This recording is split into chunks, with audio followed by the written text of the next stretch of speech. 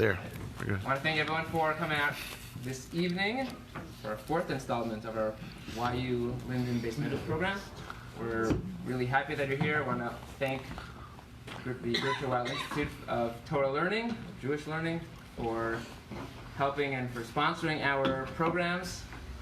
We are fortunate to have with us Rabbi Yehuda Willig, who is a Maggid Shir, one of the Rosh Yeshiva at Yeshiva University, with the REITs. Rabbi Willig, in addition, I'll give you a little bit of his background. Rabbi Willig is an alumnus of KBY, as well as the Mir in Yerushalayim. Rabbi Willig earned his BA at YU and his Smicha from REITs, where he's a member of the Wexner Smicha Honors Program. Subsequently, he was a fellow at the Barron Institute for Higher Talmudic Studies, and in the summer, Rabbi Willig serves as the Marza Asra of Camp HASP. Is that correct? Still correct, yes? Excellent. And in addition to giving the daily shir at YU, Rabbi Willig is also potentially embarking on a new program to be the Marza Asra of the Nutley community, which is extending Passaic a little, is it west? A little south. A little south of Passaic as the Passaic community grows.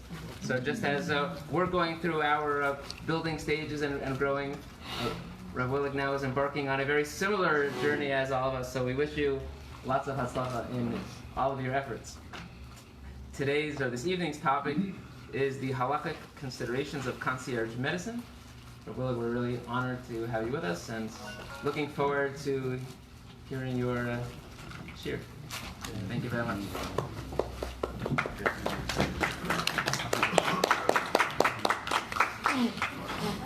Thank you, Rabbi Haas, for that introduction. I appreciate that. Maybe one day we'll expand and we'll sort of meet. Not we will expand. It was a long drive, I'll say. So we'll take a few years. Very happy to be here and excited to learn with you this evening. Thank you for coming out. I was worried that maybe the weather would stop you. Unbelievable, you're unstoppable. That's probably the Chinese, though. Okay. Anyway, I wanted to learn with you this evening the topic about the halachic considerations of concierge medicine. Just a little bit of a background. My main information and source of information for a lot of these types of things that I know nothing about is, of course, Wikipedia. So I'm very open with that, and you'll see the first Mara Malcolm on your sheet is Wikipedia. If you don't know what it is, you could just glance there. I'm not going to read it. But basically, if people feel like you can't get enough attention from your doctor, so what they can do is they can put down a fee, and the fee ranges between $1,500, it could be $20,000, and it guarantees you appointments, instant appointments, free access to the doctors that you need, and basically he is very, very focused on a small number of patients. Any doctors here? Any doctors? Okay, good. We'll come back to you. As doctors are making less money, a little less money than they used to, so this is becoming much more appealing, where you can, think about if you charge $2,000 and you have, whatever, 300 patients, just do the math. So it's very attractive. There are a number of halakhic issues I want to discuss with you and talk to you about and learn together regarding this. The first issue really relates to this past week's parsha, where the Torah talks about a person who walks over to his friend and gives him a good zetz and gives him a good clap and he hurts his hand. So one of the things that you have to do is you have to pay for the doctor bills, right? That's what we learned in past week's parsha. Let's look inside page 1, and I want to read with you a Gemara in Maseches Bechoros. The Gemara says like this: Mina hani mili, Amar Rabbi Yehuda Amar Rav. With a little bit of a background, Mina hani mili, the Gemara is asking, how do you know this?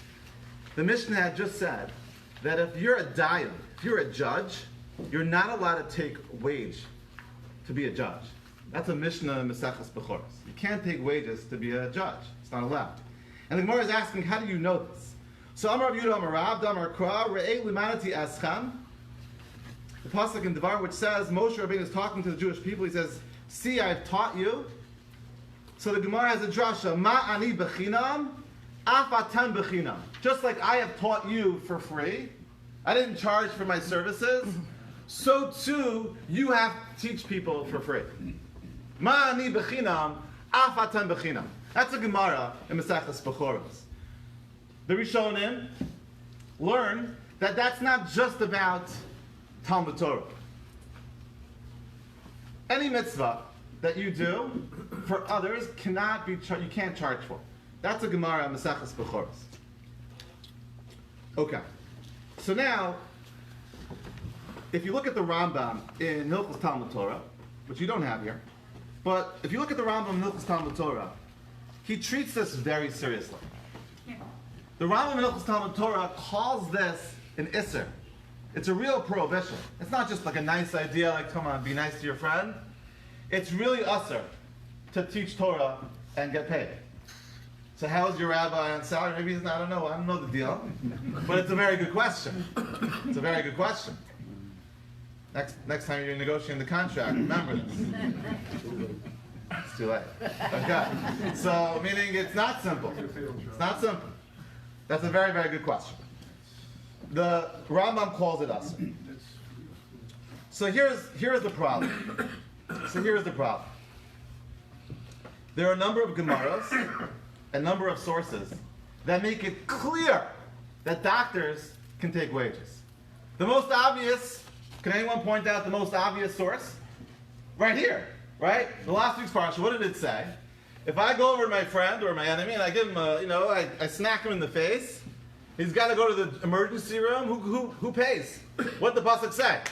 Right? The pasuk says, "V'rapo yirape," that if I am the guy, the chovel, the damager, I have to pay the victim's doctor bills. What do you mean? Doctor bills? How could the doctor receive payment for doing a mitzvah of treating me? So what do you see from the pasuk? It's clear from the pasuk that doctors are receiving payment. So that's number one. Number two, this is an amazing Gemara. I have a friend who's a doctor who said that he hangs this on the wall behind him, and you'll see why. Look inside. This is a great Gemara. The Gemara says in Maseches Bava Kama on the bottom of page 1. We're talking about two people who got into a fight, and we'll say it's Reuven gave Shimon a hit in the eye, and he's got to go to the doctor, and Reuven says, you know what? I'll take care of it. I happen to have a friend who's a doctor, or my second cousin's a doctor. Don't worry about it, I got this. So he's going to do me a favor. He's going to come and treat you. So that's what the Gemara says. V'yamar lei, if the damager, the guy who gave the hit, says to the victim, "My sina asya, I'm going to bring an asya." What's an asya? You know what an asya is? It's the name of a medical journal. An asya is a doctor in Aramaic. I'm going to bring a doctor, d'magen b'magen. It's a very, very complicated wording. Rashi explains, I'm going to bring a doctor who's going to treat you for free. Right? Again, I have a cousin, I have a friend. Omar lei, the victim can say, Asya d'magen b'magen, magen shaveh. It's like a good rhyme. Asya d'magen b'magen, magen shaveh. What does that mean? A doctor who treats for free is worth nothing.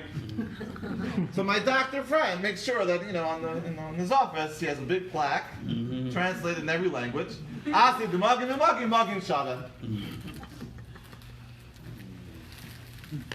Now why is that? Anyone know why? Why should that be? Why should it be that if a doctor treats for free, it's worthless?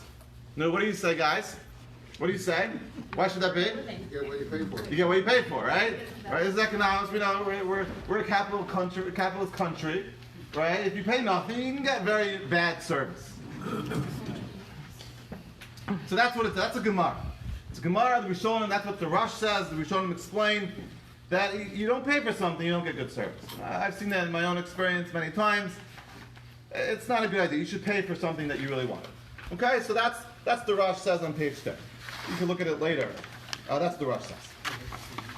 Okay, so what we've seen here is that it's really important, right, to pay your doctor. It's mutter to pay your doctor. In fact, right, it's probably the best thing to pay your doctor. On the other hand, we saw the Gemara says in Bechoros that you're not allowed to accept money to do a mitzvah. So what are we missing here? Well, what are we missing? Everyone hears the question? Right, on the one hand, we read the Gemara in Bechoros that said you're not allowed to take money to do a mitzvah. Oh, okay. Excellent. Okay, excellent. So now... So you're saying that it's not a mitzvah for a doctor to treat someone? Because Well, I didn't say that. I didn't say that. It's a job. Maybe. I didn't... He's not getting a mitzvah. He's not doing a mitzvah. You're not doing a mitzvah when you treat someone? That's what if you get paid. I don't think getting paid means it can't be a mitzvah. Okay. Right? I don't know. Meaning you could pay, again, pick your choice of your chaz. Is there a chazan here on the Yom Naram? Is there about the kaya? Do you pay the, whatever it is, like think of mitzvahs that we do. I'm thinking of Shachanem. There you go. There you go. Excellent. But I don't know. That's what No, I'm. I got it. Yeah, yes? I was full-time chazan here, and that You're what? I was the full-time chazan here, There you go, okay.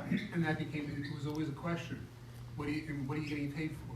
Yeah. And then Allah says you get paid for what you do in the preparation work. Okay, during so, the- okay, good. There, all right, good. Same with teaching. Teaching, right, I'm a teacher, right?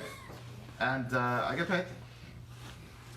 It's a problem. I don't get paid that much, but I do get paid.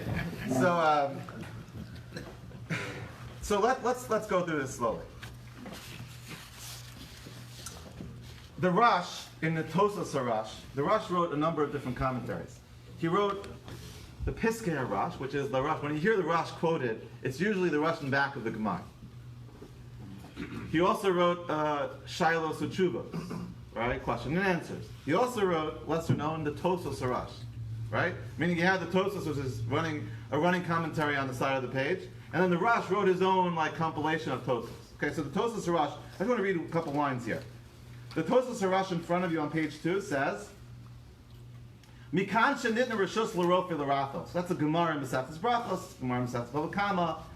Even that line I want to just translate carefully.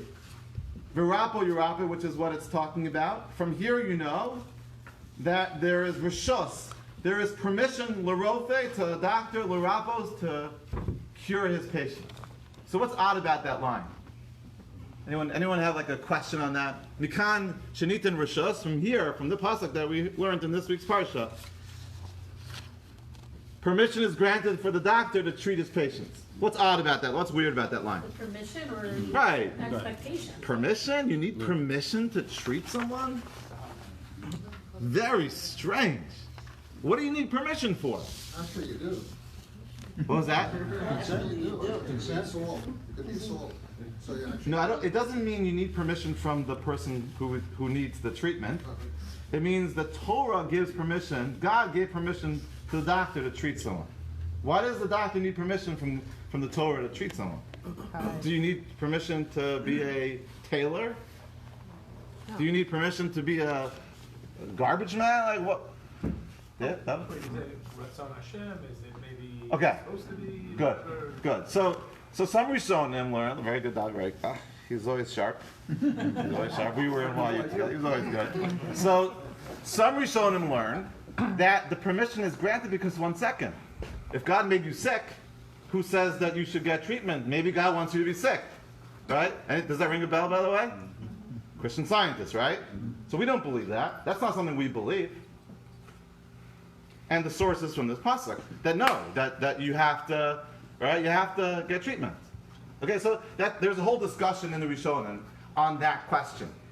The Tosas Harash, in answering the question, gives why do you need permission? So he asked the question, Hiksha har Rav Yaakov. Can anyone tell me what the next word is? Does it stand for something? It's like a long. That would be a long. Orleans. Orleans. Very good. Right, so he was from Orleans, right? Everyone heard of New Orleans. New Orleans is the original one is this, right? Orleans. He was from Orleans. So Rav Yaakov Meir Orleans asked this question. He says, "Pshita lama lo yirapenu, lama lo yirap harofim." Like why? Like what do you? Why not? Why do you need permission? Skip to the bold. V'tirates. Shenitan reshus l'rapos b'schar.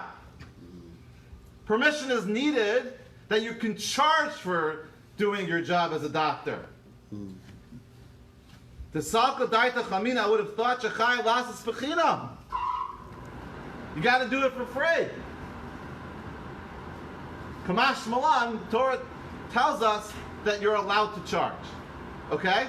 So the first, we'll say there are a number of answers to this question. I won't go through it. The first answer to the question, how could you charge, how could you accept money, isn't it a mitzvah? The answer is, yeah, maybe a mitzvah. But it's okay because the Torah says here we're giving you license to take money for doing this mitzvah. That's answer number one, based on the Tosas Sirach. Well, let's go back to the original question that Mrs. So-and-so asked, said in the middle, said in the back. Is it a mitzvah? What's your name? Erica. Okay. But Erica said, is it a mitzvah to treat someone? Does anyone have an answer to that question? Is it a mitzvah? Does a doctor perform a mitzvah when the doctor... To save a life. Ah, to save a life. What is the mitzvah of saving a life? You're supposed to do something, no? You're so, tell me, so what's the source? You were taught that? Okay, good. I was also taught that. You're right. V'chai bahem. What does v'chai bahem mean, Erica? That you should live by them. You should live by them. Does that mean that I have to save you? Or does that mean that I have to make sure that when I'm doing mitzvahs, I don't give my life up if it's unnecessary? Is there anything else? So we'll get back to a similar pasuk. Good. Let's just go in order. So there are at least three possibilities. The first one is based on the Gemara in Sanhedrin. The Gemara in Sanhedrin says like this. Everyone's familiar with Hashavas Aveda, right? Everyone's familiar with Hashavas Aveda. What if a person is drowning? So the Gemara says, well, if you got to save the guy's, toy car, it's Hashavas Aveda, right? If you see a toy car on the floor, you got to return it to him. Kal v'chomer, if you see a guy who's about to lose his own life, you got to save him. Vashevoso lo, the Gemara says in Sanhedrin, that's the source for this halacha, that if someone's about to lose his life, you got to save him. In that same Gemara, in the 8th parak of Sanhedrin, it quotes a different pasuk of lo samod al dam riyacha. What does that mean? A similar idea. Right? If you see someone who's about to drown or get hurt or this and that, you can't stand by idly watching that person get hurt. Right? That's a din based on pasuk and chumash. Lo samod al dam riyacha, a second source. Okay, now the details of that are not so clear. However, the Rishonim, a number of Rishonim, bring one or the other. Okay? The Rambam mentions Vashevo Solo as the source for saving someone's life. And then they extend it to becoming a doctor and treating someone. Okay, so the Rambam, and other Rishonim say Vashevo Solo. Listen, you're a doctor, you can restore the person's health. That's a kiyum in Hashavas Aveda. Right? Kal v'chomer, right? If you're returning his objects, for sure restore his health to the person. Okay, is that clear? Yeah? Now, the other option, of lo samod al dam riyacha, is also referenced by the Tosas Sirach and other Rishonim, right? That if a person's sick, he needs the doctor to save him or help him, lo samod al dam riyacha. Don't just stand by and don't help him. Help him. Lo samod al dam riyacha. Okay? So you have those two possibilities. Bear with me now, because I think there's a point I want to get to, which I think is very important. But we have a question. Yes, doctor. For like argument, let's say someone isn't a doctor, and you see someone who needs help, and you help them, can you charge them for that? Okay. So good. The answer is yes. The answer is yes. Yeah. It's not so much about your title, but it's about what you did. Yeah. Good question. So, bear with me for a number of minutes because I think this is so interesting. So we have two different sources. Okay, we have the Hashavas Aveda source, right? Restore his health, or Lo Salmon Al Dam Reyacha. Okay, so let's come up with a possible nafkamina, difference between the two sources. I think it's really interesting. What is the following question? Okay, listen to the following question. Very interesting question. What if you have a really important doctor? So, I wasn't really sure of an example of a real important doctor, so I just went to my trusted friend, and I found out that in the U.S. News and World Report, there's a doctor in Linden that's up there. You tell me if this is true. His name is Dr. Kevin Lukenda. Is he your doctor? No, you've heard of him, right? He's famous. He's a dentist? Oh. That's nice. He's not a dentist. Anyway, you'll look it up. Okay, maybe it's his brother. Maybe. Anyway, Dr. Kevin Lukenda is a very top doctor, lives in Linden. He's walking down the street. Now, he's an important doctor. Okay? He's walking down the street, and all of a sudden, there's this guy who's like, I want to say maybe he's homeless. I'm not trying to, I'm just saying, like, it's not someone that would normally come into his office. He's like upper class, like high class, like he'll get like a high class type of person. So now the question becomes, does he have to treat that guy? Yes. It's still a person.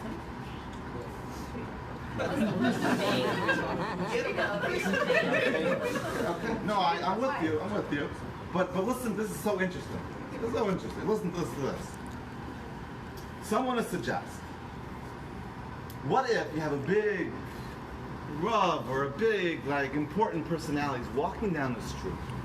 He's walking down, all of a sudden, he sees like a little tiny pencil. Or better, maybe a better example, let's take like a big rabbi. Does anyone think of a big rabbi? My father, right? So my father, Rabbi Yehuda Willig. You've heard of my father, right?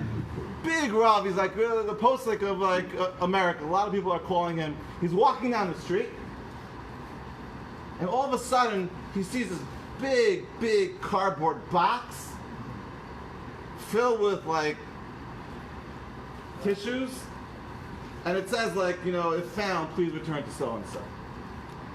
So is he obligated to pick it up, put it on, hoist it on his shoulders, like run around town looking for its owner?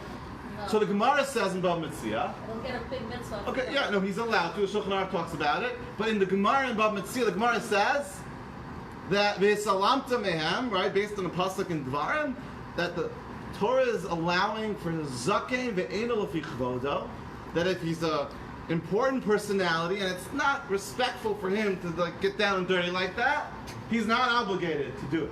That's the Gemara. That's explicit in the Gemara Mesachas Bava Metzia. It's not his. Certain things we'll give him a pass. Okay, so now hear me out.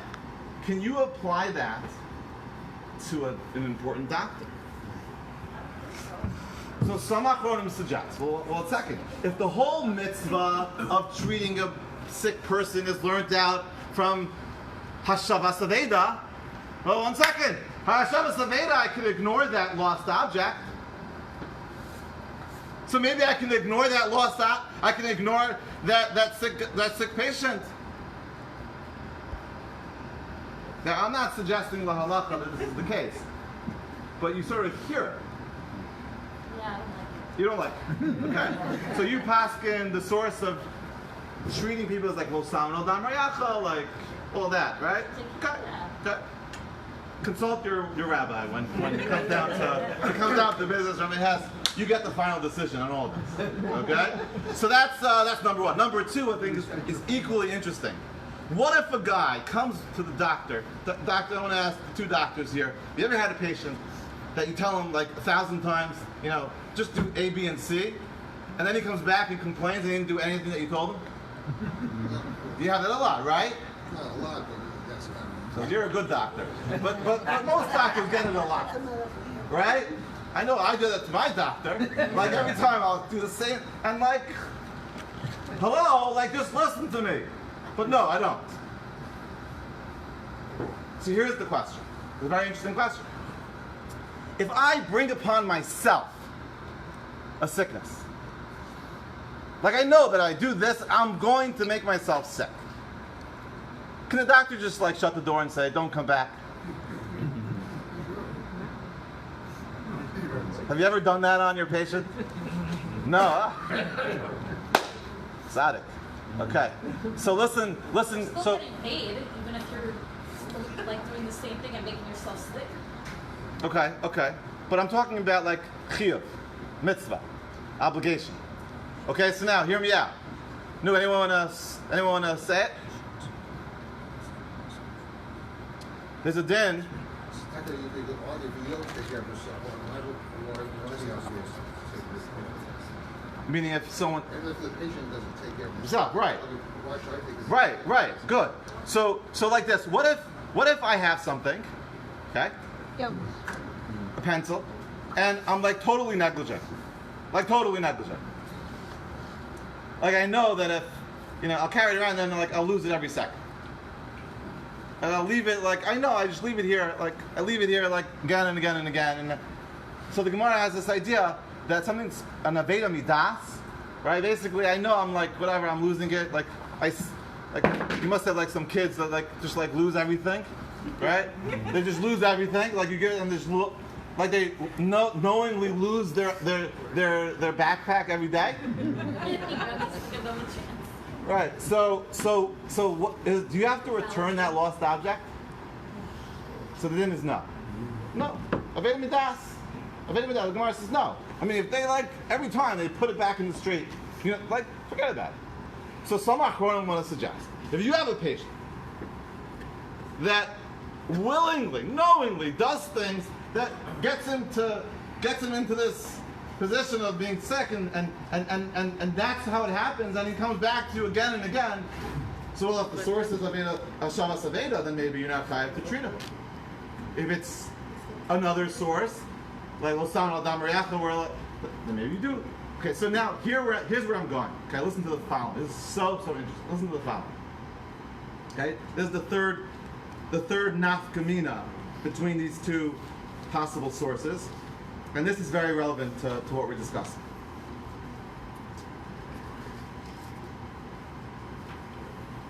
There's a big question that is asked. The question is like this. If you look on page 3, the Shulchan Aruch says in bold, Nitna ator rishus l'rofi l'rachos u'mitzvahi. Okay, all right, we get that. That's something that we've said that he can do it, and it's a mitzvah to treat, right? If you're a doctor, it's a mitzvah. Look at the end of that halacha in bold. Him hemis. What if a doctor messes up? Right? I'm sure you've heard horror stories. Doctor messed up, killed the guy. V'noda lo sheshagag, and then like you realize what happened. So then is gol al yada. What does that mean? Gol al yada. What does that mean? It's galus. He's chayav galus. He's chayav. Right? We know the din is if you kill someone b'shogeg accidentally, the din, right? The din in the Chumash and it's a din in Maseches Makos. You're chayav galus. You have to be put in exile. One of those cities that we know about, right? The 6 cities of exile. That's it. That's the halach. Okay. Here's the question. This is an interesting question. Stay with me, guys. So like this. Here's the question. It's clear from the Shulchan Aruch, the next halacha, and it's clear from the Rambam and other sources. Let me give you an example. Okay, I'm a Rabbi. I'm a Rabbi in NYU. If I see a guy dozing off, what do I do? No, what do I do? No, that's being nice. Right, you throw something at them. If they're in close range. When I was in high school, I went to MTA high school. The guy who sat next to the Rabbi in 9th grade. Anyone to go to MTA? So you know what I'm talking about. Okay? So you know what I'm talking about. The guy who sat next to the Rabbi in 9th grade was whacked all the time. All the time. So I was smart enough to stay far away. What if the Rebbe whacks him so hard he dies? Never happened. What if he died? What's the halacha? No, anyone know? Chayav galus? Anyone know? So it's based on the Gemara Masechus Nachas. He's not chayav galus. Why? Because the Rambam explains, since he's doing a mitzvah, it's a mitzvah to teach the kid. The kid is dozing off. You gotta hit him. You tell the DOE that? It's a different world. It's a different world. It's a different world. I tell all my Talmidim, if you want me to hit you, I'm happy to hit you. Just make sure you sign a waiver. Okay, they usually don't do it, but the Gemara says it's a mitzvah to hit your Talmud if he's not behaving. So if you do and you hit him too hard by mistake, he dies. You're patur. No, what's the question now? What's the question, guys? What's the question? I have so many. The Okay. The Shulchan Aruch says, what does Shulchan Aruch say? The Shulchan Aruch said that treating a patient who's sick is a mitzvah. Then what did he say? What did he say at the end?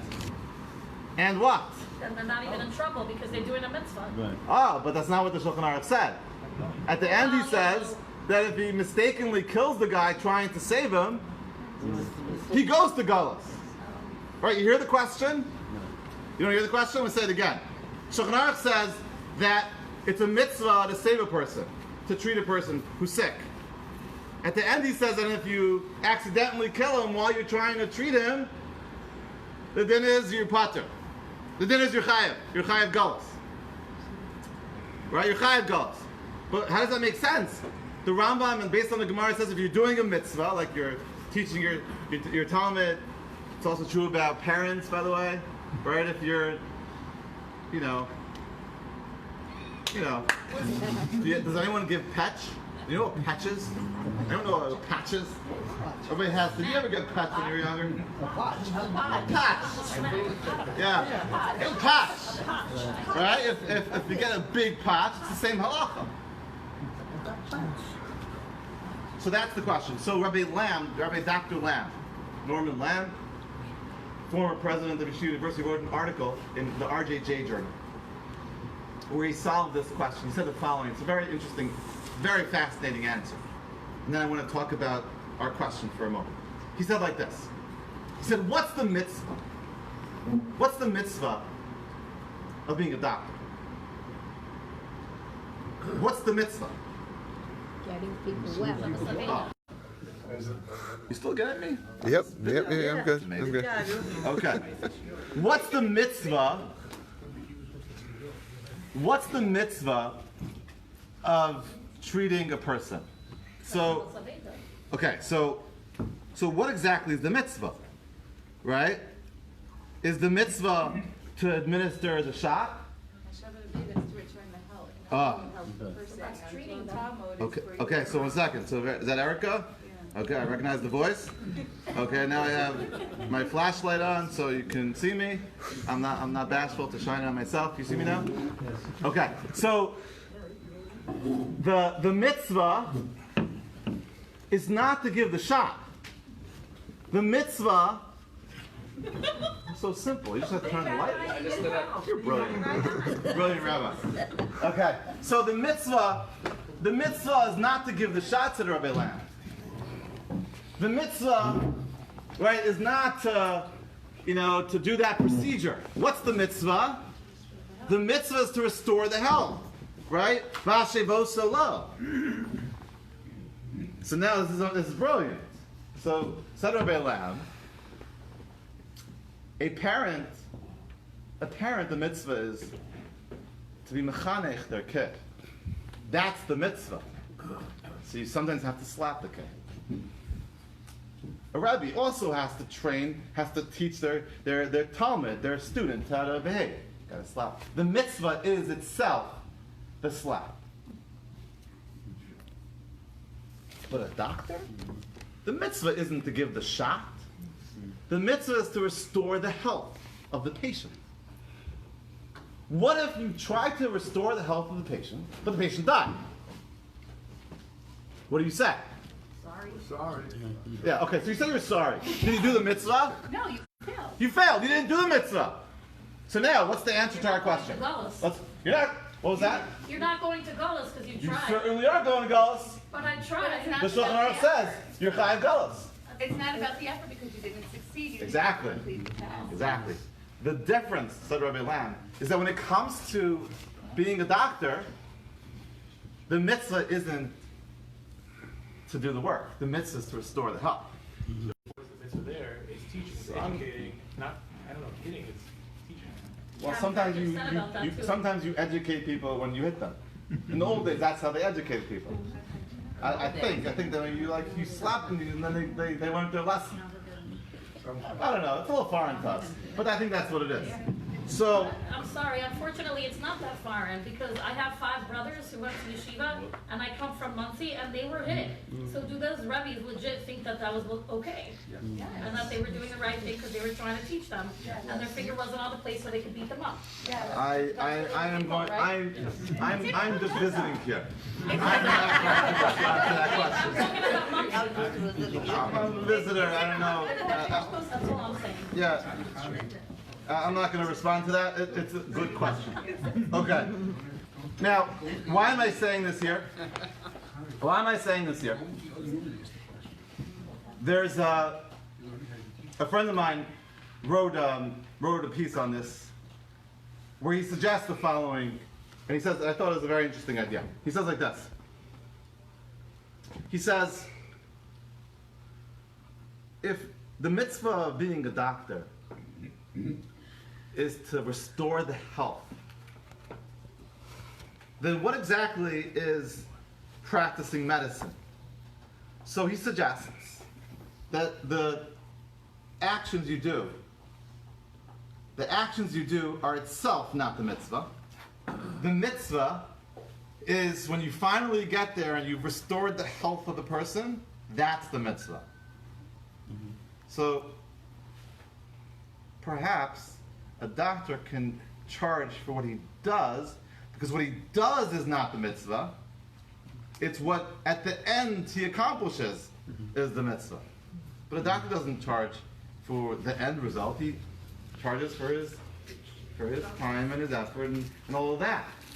That itself is not the mitzvah, because as we just proved, if he does all those things and it doesn't turn out, right? It doesn't pan out, then he didn't do the mitzvah.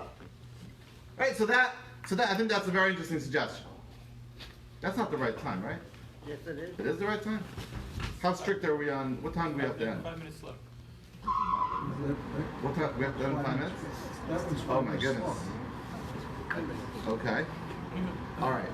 So we're gonna zoom ahead. We're gonna zoom ahead. Okay. I'm sorry I got caught up in a lot of this. Okay. Let's zoom ahead. So like this. There are a number of other Rishonim that weigh in on this. The Ramban talks about schar tircha, that a doctor can charge, but not for doing what he does as trying to help patients, but tircha, like all the things that are not really actually part of treatment. The doctors know what they are. I don't know if it's like you can charge for paperwork. So you charge a fee, and that could be for paperwork and other things like that. So that's another way to look at charging as a doctor. Just going quickly.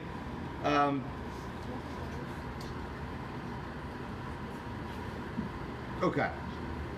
Some want to suggest that a doctor can charge for the medical training. That takes years to make up for that, right? The training, schooling, the training. So that's another discussion. I want to go back to concierge medicine because I think it's so interesting. So I put it down, you look at it, you read it. There's something very interesting about this type of practice, which is different than normal doctors. And that's the following. Many of them operate in a way that you give them like, what it is, $2,500 in the year, like January 1st, and that covers you for the year. What are you paying them for? To keep you well. So it's interesting, right? What if you never show up? You never showed up once. All right. Why? What are you paying them for? So, the availability, right? In fact, it's interesting. I found that, if you have an FSA, right, a flexible spending account, so the government doesn't allow you to use that money to put down for this yearly fee, because it's not considered a medical expense the way we're used to looking at medical expenses. I thought it was very interesting. So what I want to suggest is that, ironically, concierge medicine is actually the most mutter and the most ideal in terms of doctors charging. Why? Because they're not really charging for doing their job as doctor, they're charging to be available. Right? You don't show up, you're still paying. I think it's a very interesting perspective on this. Okay. I also want there's a lot more. There's one other major issue that comes up with this, and then I just want to turn our attention to another halakhic issue, just very quickly. One is schar batala. What's schar batala? Schar batala is, as it's based on the Gemara in Maseches Ksubos. Schar batala means you're not getting paid for the job you do. It's that a doctor could have been he could have been a rabbi. The problem is the rabbis can't take money either. So the rabbi is could have been a doctor. So you're really caught. Both of them could have been a lawyer. That's the answer to the question.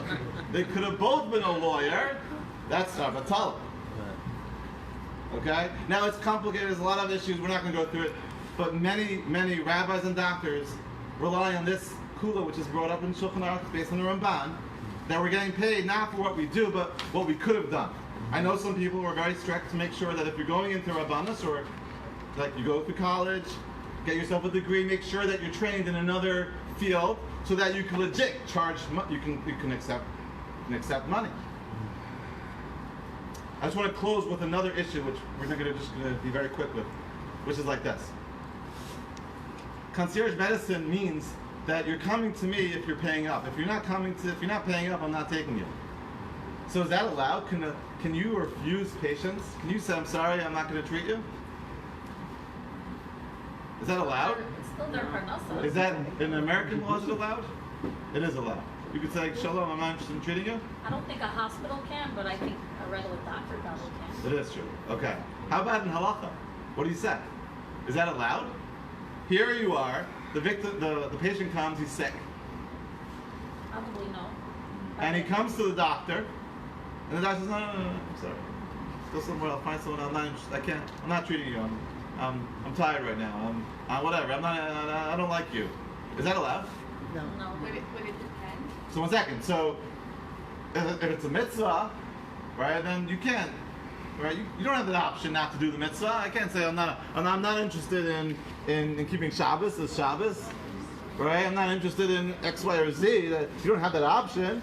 Well, So can the doctor say I'm not interested in treating you? So I'm sorry, maybe afterwards, because I want to finish up. So that's a very complicated issue here, because by definition, these doctors are turning away people. They're saying, I'm sorry, you're not paying them. You can't, right? You can't be part of this. And in fact, the Gemara says, everyone knows this Gemara. The doctors hide this Gemara from people, but we know it anyway. The Gemara says, Tov sheberofim. Anyone know the end? The best of doctors. No one knows the end here? What was that? Close. Gehenna. Oh. Very close. That's a Gemara. The Gemara says the best doctors go to Gehenna. No one, right? Present company excluded. That's for sure not. But why? What does Rashi say? You know what Rashi says? Because they're poor people who can't afford medicine, and they're not taking them and they're not treating them. So that's a major issue. And that actually, for most of us, right, we understand that sometimes doctors need breaks, right? How many patients can you take? The whole concept of concierge medicine developed because, as medicine, advances in America, doctors are being paid less, and they need to take on more patients, and more patients, and more patients, and then they have no time to focus on the patients that are coming to them, and they're overwhelmed and underpaid. So how do you balance that? It's tricky. So I think we're going to have to stop, but let's just review quickly. we want to know, is the type of medicine of concierge medicine allowed? The main issue is really the issue of the money. The money. I put the picture. Did you look at the picture, by the way? Did anyone catch this picture? This is a picture of a doctor accepting money. It happens to be that, at least from Google Images, this doctor is taking a bribe. So, but I figured it would work for the title. He's taking a bribe. He looks like he's taking a bribe. So, the question is, can you take money at all? So we went through all that. We gave a number of reasons. Maybe it's okay. It's sarbatala. It's hartircha. Or maybe it's not a mitzvah. Maybe there's a special pasuk saying it's okay. So clearly, taking money is allowed. The question is how it's done. That's the conversation we had. And then the last point that we mentioned, just can you turn people away? It was really nice to learn with you. And I want to thank you for coming out tonight and listening and participating. And enjoy the rest of your evening and the rest of the series.